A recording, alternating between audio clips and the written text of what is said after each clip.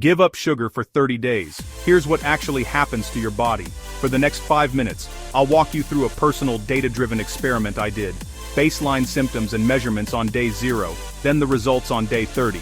This is a before-after proof approach. I'll mix one and one stanum one and what it each stam, redanch, when in one samum wine on badins common. What is shown that he showed a wine at tonem. When stand you the cravings, energy dips, sleep logs, and even simple measurements so you can see real change. Over the next 30 days, YouTube, 5-minute deep dive. I'll be fast and clinical but human. Breaking down what changed week by week, what surprised me, what felt easy or impossible. Stick around until the end where I tease one simple habit that made the biggest difference. Hit follow for more health tips. Day 0, intense cravings and frequent sugar hits.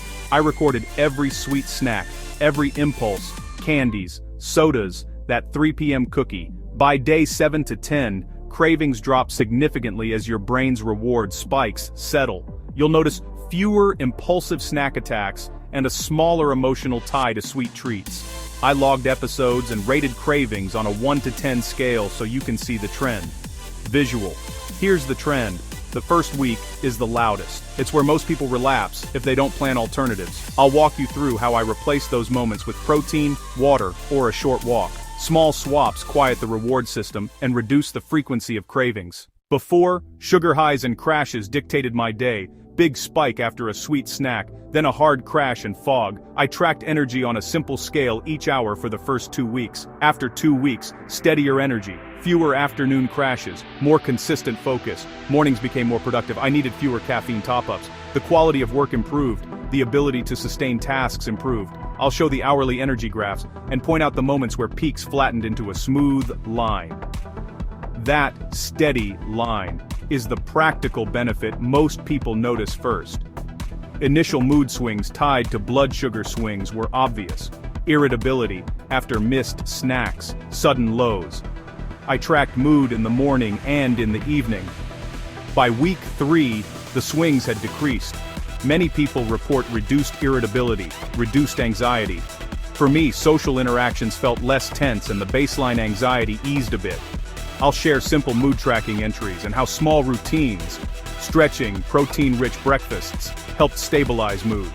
This isn't a cure-all, but for people with sugar-driven mood variability, the change can be meaningful. Chapter 4.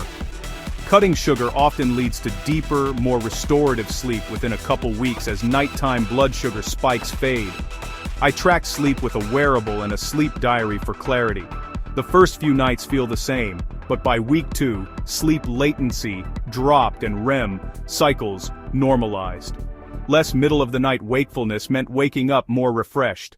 I'll show sleep graphs comparing week 0 to week 4 and point out increases in deep sleep percentage. Small evening habits, no late sweets, lighter dinners, amplified the benefit. So, little changes add up. Without added sugars, many see modest weight loss and less water retention or bloating by day 30. I weighed and measured waist circumference at baseline in day 30 to provide objective proof. Early losses are often water and glycogen shifts, but sustained reductions and tighter measurements show real change. I also tracked bloating scores after meals. Gas and distension decreased noticeably. I'll present the numbers and talk through calorie and carb context so you understand cause and effect. This is a realistic, modest result. Not a miracle, but measurable. Chapter 6. Acne and inflammation-prone skin commonly improves as insulin and inflammatory markers drop over the month. I documented my cheek. Baseline photo. Cheek. Day 30 photo. I documented my forehead. Baseline photo. Forehead. Day 30 photo to illustrate clarity changes. By week 4, redness diminished. New breakouts diminished for me and many participants I reviewed. Reduced post-meal insulin surges likely lower inflammatory signaling that fuels acne. I'll show the photo timeline and explain practical skincare plus dietary tweaks that supported the improvement. This effect varies by person, but it's one of the most visible motivators. Chapter 7. By the end of 30 days, natural sweetness in fruits tastes more pronounced. You'll find sweet foods sweeter and crave them less. I did taste tests at day 0 and day 30 with fruit and low-sugar yogurt and noticed intensity differences. Your palate recalibrates. Foods you once considered bland become flavorful, and that's a durable change. I'll walk you through a few tasting clips so you can see the reaction and hear the descriptions. This shift helps sustain lower sugar habits because satisfaction comes from real food rather than added sugars. Hit follow for more health tips. Objective markers like CRP, fasting insulin can fall. I recommend testing before and after for proof. I did baseline blood work, repeated select labs at day 30 to look for changes in CRP and fasting insulin. Some markers shift subtly in a month, others need longer. But a decrease in fasting insulin was measurable in my case. I'll show lab readouts and explain what those numbers mean clinically and why a before and after test is valuable evidence. If you want a clear scientific signal, this is where to invest 30 minutes and a lab visit, Improved insulin response, better appetite regulation are common outcomes after sustained sugar reduction. I tracked fasting glucose and subjective satiety after meals and saw tighter control and longer periods feeling full. That translated into fewer impulsive carb binges and steadier hunger cues. Over weeks, the hormonal environment supporting appetite regulation starts to balance. Insulin signaling, possibly leptin signaling. I'll share simple meal templates and timing strategies that supported better control. This change is both physiological and behavioral. Your hormones and your habits work together. The biggest win. A 30-day reset makes long-term lower sugar habits easier to maintain, with measurable before and after benefits. I framed the month as an experiment, tracked metrics, and built small repeatable habits. Planning snacks. Reading labels. Prepping meals that became automatic by day 30.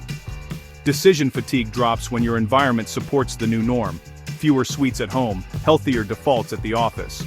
I'll show the checklist I use to move from trial to lifestyle and explain how to scale this to a long-term plan without feeling deprived. The point is not perfection but lasting, practical change.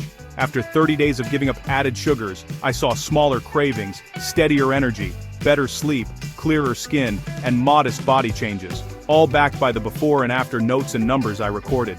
This was a practical reset, not a starvation challenge. I swapped in protein, water, and whole foods, measured real outcomes, and used simple behavior hacks to push through the hardest moments. If you're curious, set baseline measurements today.